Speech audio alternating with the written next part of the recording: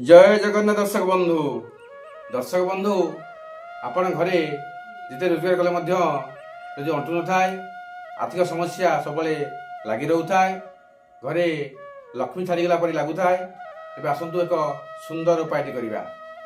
प्रत्येक अमावस्या आपण घर को एक नुआ झाड़ू कि आणतु एवं से नुआ झाड़ू द्वारा घर सबुआड़ को भल भाव सफा करूँ। घर जिते अदरकारी वर्ज्यवस्तु अच्छी नहीं अलिया गदार फिंगी दिंतु।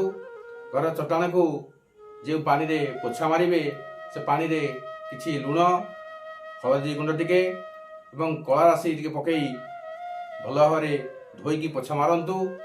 आपणकर ठाकुर घरे शुद्ध देशी घी गाई घी 5टी दीप लगे दिंतु एवं झुणार धूप लगे घर प्रत्येक स्थान में बुले देवे।